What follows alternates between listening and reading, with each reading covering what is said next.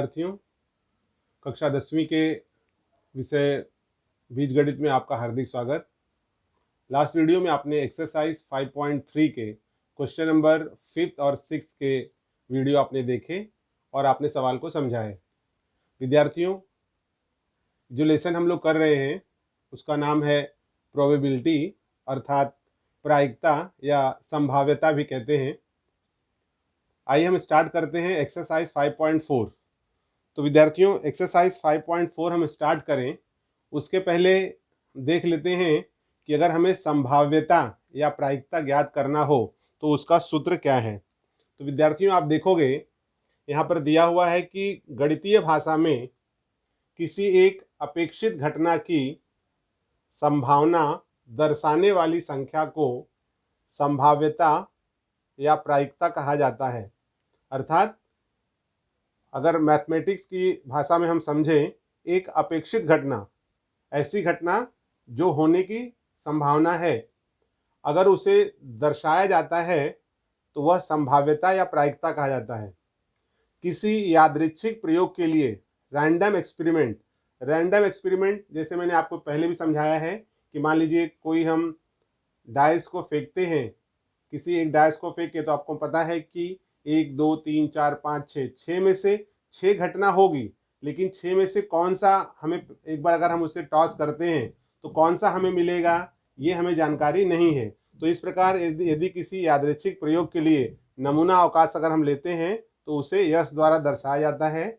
और माना ए प्रयोग संबंधी अपेक्षित घटना हो, मतलब ए क्या है, कोई एक घटना है, उस घटना की संभाव्यता या संभावना आपको ज्ञात करना है, तो वहां पर पी ऑफ ए का मतलब होता है ए की संभावना।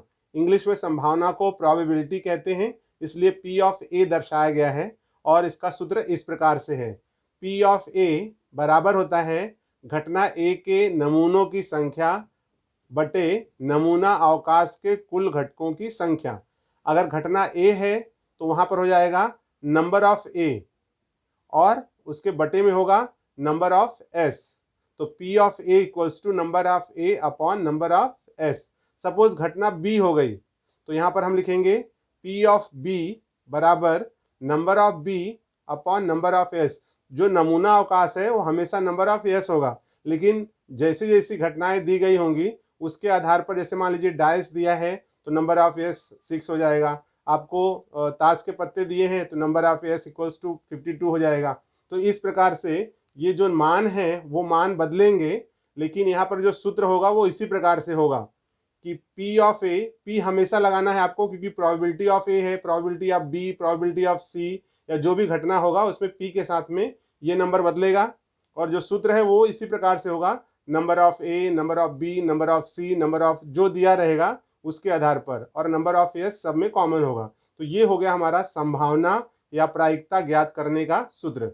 चलिए विद्यार्थियों, आगे चलते हैं और देखते हैं एक्सरसाइज 5.4 का पहला प्रश्न। स्टूडेंट्स, 5.4 का पहला प्रश्न है, विद्यार्थियों इस तरह के जो प्रश्न हैं वो बोर्ड एग्जाम में, एसएससी बोर्ड एग्जाम में 100% इस तरह के प्रश्न आते ही हैं। तो आपको अब ये सवाल या इस तरह के सवाल आपको बहुत ही ध्यानपूर्वक देखना है और समझना है। आइए देखते हैं सवाल क्या है। तो देखिए, 2 सिक्के को उछालने पर निम्नलिखित घटनाओं की संभाव्यता प्रायिकता ज्ञात करो। तो विद्यार्थियों, आप देख रहे हो कि 2 सिक्के को उछालने पर, तो सर्वप्रथम हम क्या करेंगे, 2 सिक्के की हम नमूना अवकाश बना लेंगे। उसके बाद में आपको दिया हुआ है, यहाँ पर घटना दिया गया है। घटना क्या है, कम से कम एक चित्त मिलना, और दूसरी घटना है एक भी चित्त न मिलना। तो इन 2 घटनाओं का हम निकालेंगे प्रायिकता। और आपको ये हमेशा ध्यान रखना है कि जब आपको प्रायिकता या संभाव्यता पूछा जाएगा तो उसमें कहा जाएगा संभाव्यता ज्ञात करो। अभी तक एक्सरसाइज 5.3 में या 5.1 में आपने देखा होगा, उसमें था कि number of A, number of S या घटना लिखो, लेकिन यहाँ पर प्रश्न क्या है, संभाव्यता या प्रायिकता ज्ञात करो। ये आप विद्यार्थियों ध्यान रखना, टू फाइंड आउट प्रोबेबिलिटी, आपको प्रोबेबिलिटी अर्थात संभाव्यता ज्ञात करने के लिए कहा जाएगा। तो आइए देखते हैं। तो आप लिखोगे दो सिक्के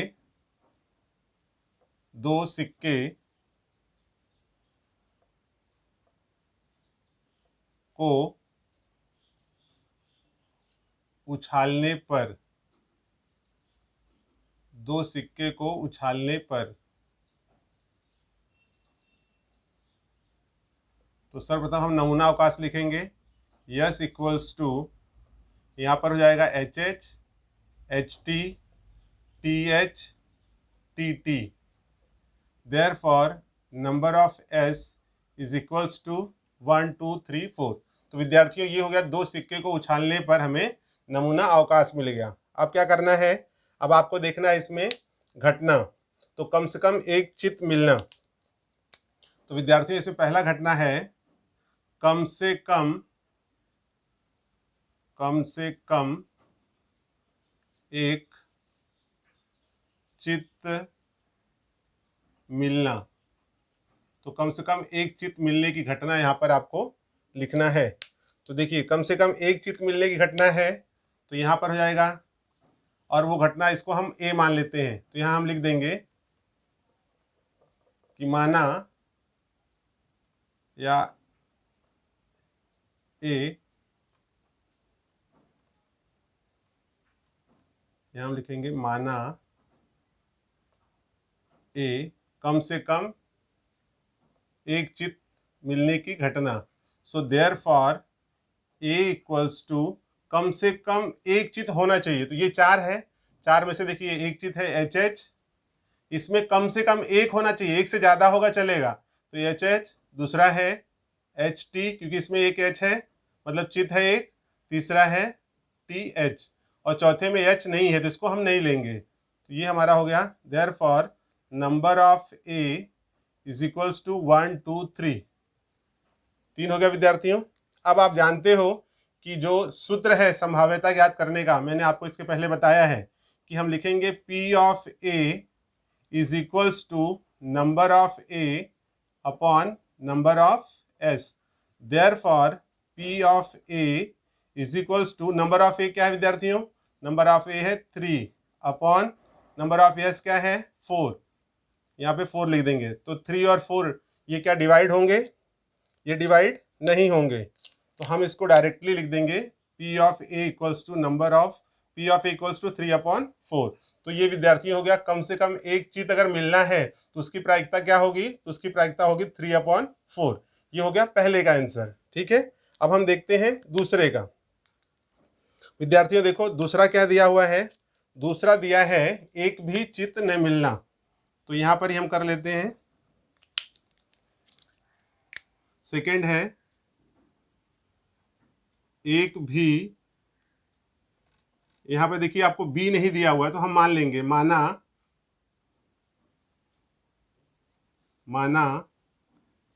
बी एक भी चित्त न मिलना। Okay, therefore B equals to, एक भी चित्र नहीं रहना चाहिए, मतलब जो हम यहाँ पर लिखेंगे जो घटना ले रहे हैं उसमें हेड नहीं होना चाहिए। तो आप देखो यहाँ पर 1 2 3 4, तो कितनी घटना इसमें, मतलब कितना नमूना अवकाश में है जिसके साथ में हेड नहीं है, तो ये एक ही है। तो यहाँ पर आ जाएगा एक भी चित्त न मिलना, मतलब ऐसा आपको लेना है जिसके अंदर एक भी एच न हो। तो सिर्फ यहाँ मिल रहा है एक टी और T. Okay, therefore number of B, कितने घटक हैं यहाँ पर, एक। So therefore number of B एक मिल गया। तो अब यहाँ पर आपको बताना है प्रोबेबिलिटी ऑफ बी। तो यहाँ हो जाएगा P ऑफ बी, विद्यार्थियों यहाँ पर हम लिख देंगे प्रोबेबिलिटी ऑफ बी निकालना है, तो P of B is equals to number of B upon number of S। ये फॉर्मूला हो गया। Therefore P of B is equals to, number of B क्या है, नंबर ऑफ बी है 1, तो यहाँ लिखेंगे 1 upon number of S, number of S क्या है 4, यहाँ हम लिख देंगे 1 अपॉन 4।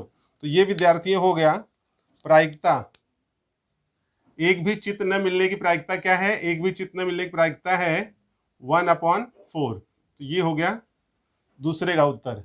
तो इस तरह से विद्यार्थियों, ये जो हमारा प्रश्न था कि दो सिक्के को उछालने पर घटनाओं की संभाव्यता याद करो, कम से कम एक चित्त मिलना उसकी संभाव्यता है 3/4 और एक भी चित्त न मिलना उसकी प्रायिकता है 1/4।